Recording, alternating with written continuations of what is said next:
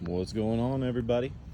I am standing here with my Texas Pride. It is a, I guess 2022, maybe 2023 model. I don't know. I don't know. I haven't really even looked at the registration, I guess, to verify the year, but was just finished in production end of November, beginning of December.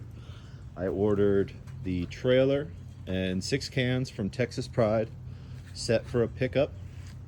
So my intentions were to go in 2 loads, pick up the trailer and half the cans up front, then come back for a second trip. That actually did not happen, but I will get into that story in a little bit. Today is the day. Wow. Merry Christmas to MAXCO.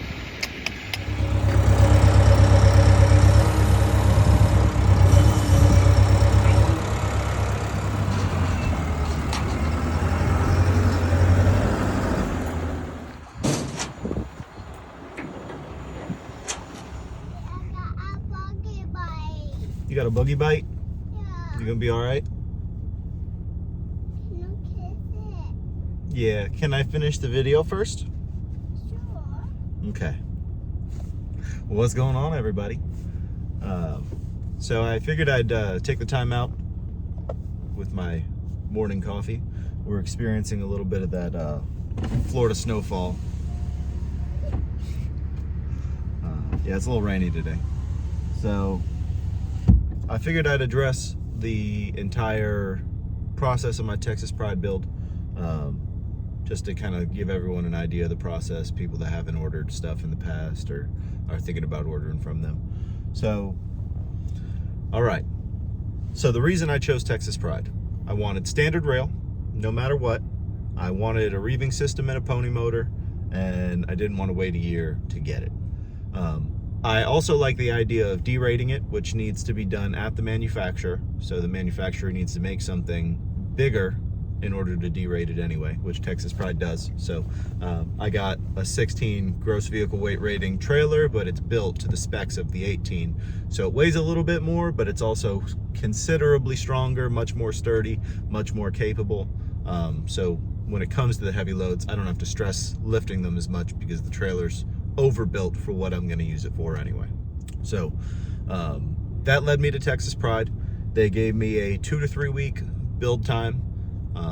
I ordered a trailer and 6 cans, not even picking up the phone, direct online order. I'd built it dozens of times over the last year.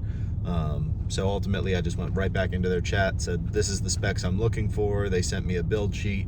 I talked them down a couple dollars, and off we went to the races. So I ultimately got my cans upgraded, my trailer upgraded, whole package deal. I'm just gonna go with X dollar amount, just a little over 60 grand. I won't give you specifics because depending on when you're looking, what you're gonna do, what your negotiations are, determines your final price on something like that. So I had given them the green light, put down a deposit.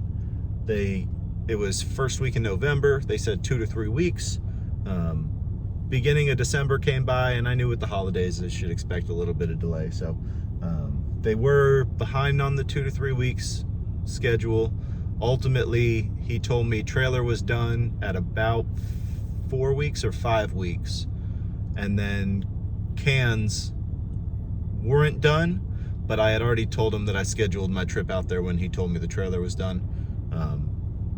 We'll get into, actually, I won't get into it. I'm not going to drag a specific person. My salesperson was a little bit lacking in the communication department. Told me a couple things that just didn't line up with reality.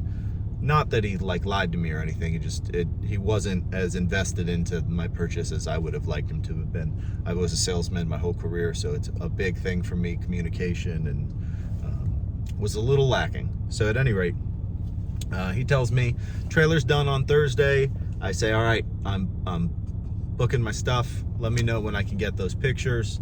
So I booked my stay for Monday night. Yeah, booked my stay for Monday night. Drove into New Orleans, drove to Texas on Tuesday to pick up the trailers.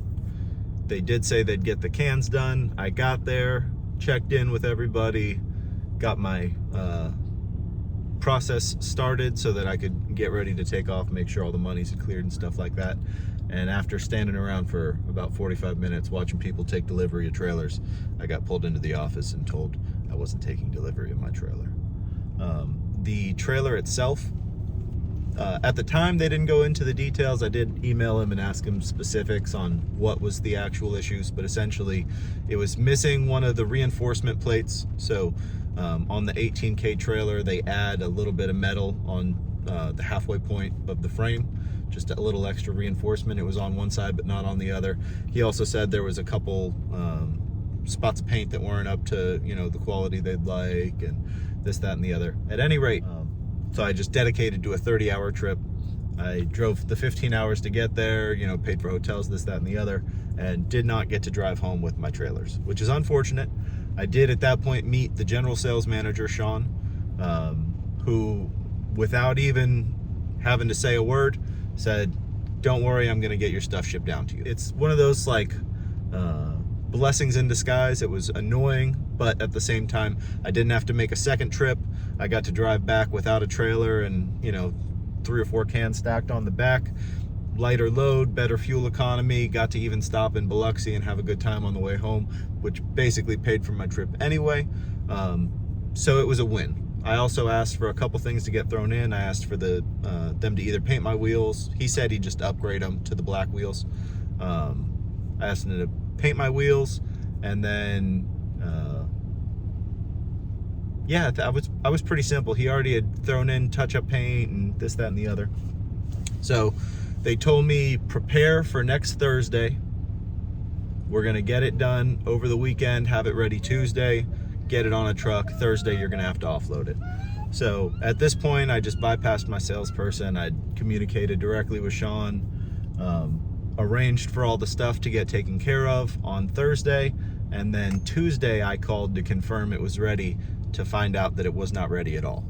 So that was a bigger issue with me than most, was just, once again, not only have we failed the first time to get it delivered, but then the second time I'm going out of my way to arrange people and heavy equipment to get it offloaded. They said that was gonna be my responsibility. They'd pay delivery, I'd pay offloading, which was fair, totally fair. So Tuesday, find out it's not gonna happen. So now I gotta call everybody off. On Wednesday, he gets in touch, says, hey, the final piece of the puzzle, which was they were out of the green paint, is gonna be here tonight. I can possibly get it on a truck and have it to you as soon as it can get there, maybe Monday after Christmas, something along those lines. So I was a little annoyed. Delivery would have been Christmas Eve. He said, don't worry, they'll hold it on the truck till Monday. But ultimately, it did end up being Christmas Eve, which was my choice, not theirs, so that's fair. Trucker said I can have it to you first thing Christmas Eve, Saturday morning. They loaded it up Thursday night, got it to me Saturday morning, and got it to me before Christmas, which I didn't care about before Christmas, although it was nice, but I didn't want to wait until January 3rd when they reopened to get it loaded up on a truck and then come down to me, so I would have got it 2 weeks later. So I'm happy that they did make the push and get the stuff done, and it came out pretty good considering the circumstances. There's a couple paint things that I don't care for, which I'll go through. I'll show you in a different video. Couple paint things I don't care for. They did get a little bit sloppy on some things, but I, you know, can also appreciate that they were rushing to get it done, and it is in a good functional state, even if there's some stuff I have to go behind and clean up. All hinges on all cans lined up good. All the doors are closing proper. There's only one can that's a little concave, I guess would be the right word, where the metal's just a little bit pinched inward. Not even a lot, just a little. Enough to where I gotta kind of lift a little bit of a door. But I'm 99% certain that happened from transport when they were ratchet strapping it down. The can that was open without doors that was ratchet strapped and not stacked is the can I'm referring to. So I got a feeling the ratchet straps just kind of pushed it in a little bit.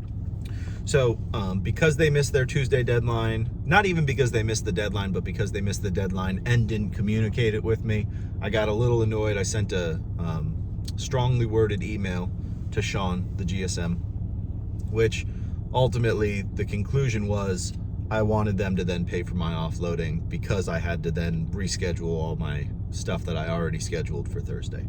So he did agree to that. They took care of that, and everything got here Christmas Eve, was in good working order, signed off on the shipment, offloaded everything, hung on my doors, brought all 6 cans to my storage lot. Happy man. I did owe them a couple dollars. We'll go with a handful of thousands. Just the final payment of my shipment, which Sean said, don't stress it. When I get back in, I'll call you and we can square away, just take delivery and make sure you're happy with everything. So he called me up on the 4th, not the 3rd, which I know they came back in on the 3rd, but no stress to me, which was me ultimately waiting to relay some of the, little quirks like the painted over Zerk fitting, the paint on the trailer lock mechanisms, the paint on the neck where the Texas Pride sticker used to be, like just a couple things that I was a little bothered by. And then they also forgot my spare key, or not spare keys, they forgot my lockbox keys totally. Thankfully I had my motor keys, which is great. Forgot my lockbox keys, forgot my touch-up paint, did not put black wheels on, which I relayed to him. He then took a couple more dollars off. So ultimately, they paid for their mistakes 3 times, which you don't actually see very often. Usually a company, oh, I gave you the delivery, so now I'm not going to take care of this other stuff. They took care of everything. Trailer quality, fantastic. Can quality, decent. They're nothing fantastic, but they're good, and they're light in comparison to a lot of other options. So for residential stuff like that, great. If you're gonna get into stuff like concrete dirt, things, it's not gonna last. I can look at it right now and tell you if you were to skid load a few pieces of decent sized cement, you'd crush that floor so fast. Yeah, I mean, but it is what it is. You're not buying it to do, like, this isn't a concrete rig. This is a residential and roofing and, a little bit of contractor work, stuff like that. So ultimately, I'm good. I'm not even mad. Can quality's fine. We're gonna see how they hold up. Trailer, I got a good feeling will hold up well over the years. It's beefy. Like, it's really beefy. And I overbought for what I need it for. So realistically, happy. Yeah, I'm happy. I could have been a heat case customer, to be honest, based on my strongly worded email. But no, I will say I am ending my experience not exceptionally raving about the experience, but every sin that they had in my eyes was atoned for, and I got a product not too far behind deadline with most of the stuff that it should have, and everything that it didn't was essentially paid for me to go get it corrected, or in the case of the keys and the touch-up paint is in the mail on the way to me right now. So if I were to go back and do it again, I would probably, I don't know though, I got a fair deal when it comes to the price point of the cans versus the trailers, because of the discount. The price of their cans is more expensive than I think they're worth. I think you can get much better built cans for even less money, and probably closer to you depending on where you're at, because I'm in Florida, therefore. If on the other hand you're looking for something light and not getting the 16 footers, I think in hindsight, if I were to do it over again, I'd get 12-foot cans with the exception of my 20 yarders, and I'd get a couple 25 yarders because I think that would be cool to offer. But for my 15 and what will be a 10 yard or possibly 12 yard can in the future, I think I'd go with the 12 foot length and just go higher on height. 16-foot cans are long. They really are. And it's great, like the 20 yarders are low to the ground. You can load them on foot, which is nice. Daddy, can you go outside? Yeah, just give me a minute, buddy. So yeah, if I were to start again, I'd definitely buy the trailer. I'd probably get a 3-can package deal and call it quits there. The 2 trips to Texas was dumb in hindsight when I have can manufacturers in Florida that can make at least as good quality, if not probably better quality. The only question is weight, which would be a concern. But ultimately they would be fantastic cans made, 3 to 6 hours away instead of 15 hours away for probably more money and lesser quality. If I'm just being as straight of a shooter as I can. All right. So yeah, essentially I'd probably go shorter cans. I do like the 16-foot trailer, although the 14-foot trailer probably would have been better suited for a lot of the work that I do. So I guess ultimately what I'm trying to say is, I like my trailer. My bins are decent, but not the greatest bins on the planet. My experience of the purchase was a little bit